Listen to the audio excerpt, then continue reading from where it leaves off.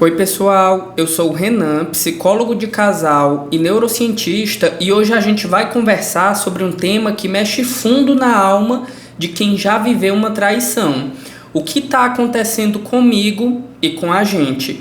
Então essa é a segunda aula da série baseada no livro Superando a Infidelidade, que traz um passo a passo muito rico para quem está tentando se reconstruir depois de uma dor tão grande. E o tema de hoje é justamente a primeira grande pergunta que surge após a descoberta.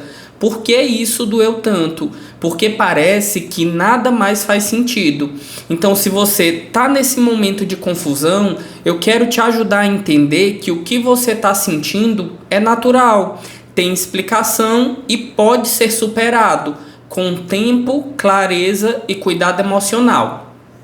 Um primeiro ponto aqui é que descobrir uma traição é uma experiência que desestrutura completamente o que você acreditava sobre o amor, sobre a pessoa com quem você se relaciona e até sobre você mesmo.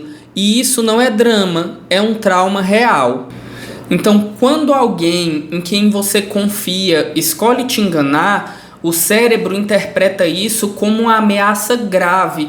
Não é só o coração que dói, é o corpo inteiro que reage. Você pode sentir aceleração, confusão mental, insônia, irritação, falta de apetite. É o corpo em alerta, tentando sobreviver a algo que ele entende como um perigo. E nesse momento você não está apenas reagindo à perda do outro, mas à perda das suas próprias certezas. É como se uma parte da sua história fosse riscada com uma caneta vermelha e você ficasse ali tentando entender o que ainda é verdade. É como ouvir pessoas dizendo: não consigo mais confiar nem na minha própria percepção. Parece que vivi uma mentira. Eu olho para ele ou para ela e não reconheço mais. Então essa sensação, na verdade, é o cérebro tentando reorganizar o mundo depois de uma explosão emocional. Todo casal, mesmo sem perceber, cria limites invisíveis, combinados que definem o que é aceitável e o que fere a confiança. Então, para alguns, o limite é o contato físico, já para outros é o envolvimento emocional, e para outros ainda é a mentira em si.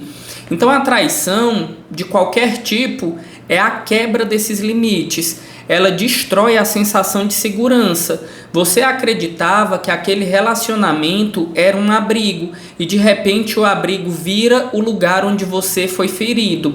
É como se você morasse em uma casa segura e um dia descobrisse que alguém tirou as fechaduras da porta enquanto você dormia. Então a confiança, que era o alicerce da relação, racha por completo. E o pior é quando a pessoa ainda tenta minimizar, esconder ou mentir sobre o ocorrido. Nesses casos, a dor se aprofunda, porque não é só o ato em si, é o medo de que a verdade nunca venha inteira. Então o livro mostra que a traição abala não só a relação, mas a própria estrutura emocional da pessoa. Então alguns sintomas são muito típicos, como crises de raiva, alternando com momentos de tristeza profunda, insônia, irritabilidade, dificuldade de concentração, dúvidas sobre o próprio valor, vontade de se isolar e ao mesmo tempo medo da solidão. É como uma montanha russa emocional. Você acorda achando que está se recompondo e à tarde sente como se tudo tivesse voltado ao primeiro dia. Tudo isso é normal. É o sistema emocional tentando se reequilibrar depois de uma perda simbólica, a perda da inocência, da previsibilidade, da ideia de nós. Muita gente nesse momento age de formas que não reconheceria em outro contexto. Grita, confronta, invade redes sociais, persegue, quebra coisas ou faz sexo com raiva para tentar recuperar o controle. Essas atitudes não tornam você uma pessoa ruim, tornam você alguém em choque. Mas é importante entender que elas não curam a dor, só aumentam o caos. você não precisa se envergonhar do que está sentindo, mas precisa cuidar de como reage, porque é aí que começa o processo de reconstrução. Agora, olhe para o casal como um sistema. Dois corpos feridos tentando se tocar sem se machucar mais. É isso que se torna um relacionamento após uma traição. Ambos estão em crise. Quem traiu carrega culpa, vergonha, confusão. Quem foi traído carrega raiva, desconfiança e dor. E essa combinação é explosiva. Um quer falar, o outro evita. Um busca aproximação, o outro foge. E o resultado é um ciclo de tentativas frustradas de reconexão. Então, depois da infidelidade, cada conversa passa a ter 3 funções, mesmo que o casal não perceba: comunicar, preservar e reconstruir. Mas no meio do trauma, essas funções se embaralham. Então as tentativas de comunicar viram brigas, as tentativas de preservar viram silêncios e a reconstrução é adiada indefinidamente, porque ninguém consegue ouvir enquanto está tentando se defender.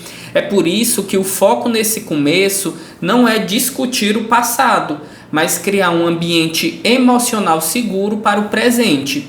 E aí, diante da dor, o cérebro reage instintivamente com 2 impulsos: lutar ou fugir.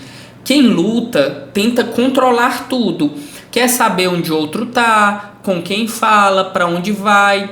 Já quem foge se cala, evita contato, tenta seguir a vida sem tocar no assunto. Só que ambos os caminhos levam a mais desconexão. A verdadeira segurança não vem do controle nem do silêncio, mas da reconstrução gradual da confiança. E aqui a dica prática é: não tenha pressa de resolver, tenha compromisso com o processo. As boas conversas precisam acontecer na hora certa, com as palavras certas e no clima emocional certo. Então essa é uma fase para estabilizar o emocional, não para decidir o destino da relação. O primeiro passo é sobreviver emocionalmente ao impacto. Então depois vem o segundo, que é entender o que aconteceu e por quê. E só então o terceiro, que é decidir o futuro com clareza e serenidade. E para quem traiu, um recado importante: a recuperação não começa quando o outro te perdoa, começa quando você entende o que causou. Você não precisa ter todas as respostas agora, mas precisa se comprometer com o processo. Isso significa paciência, honestidade e disposição para ouvir a dor do outro sem tentar se defender o tempo todo. Não é sobre justificar o que aconteceu, é sobre entender o impacto que isso causou e principalmente evitar causar novos danos, o que inclui mentiras, omissões e impaciência. Então, quem realmente quer reconstruir precisa mostrar com atitudes consistentes que está disposto a fazer diferente.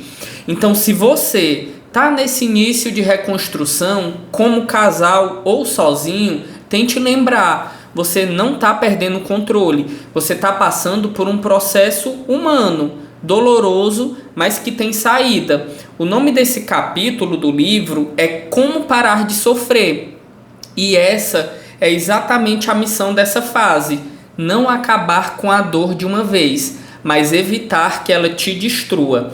No próximo vídeo, nós vamos falar sobre como lidar com o dia a dia depois da descoberta, como enfrentar os gatilhos, as lembranças, as conversas difíceis e o medo que parece não ir embora. Então já se inscreve no canal, deixa o like e compartilha esse conteúdo com alguém que esteja precisando entender o que está vivendo. A gente vai continuar caminhando juntos com calma, empatia e ciência para transformar o sofrimento em reconstrução.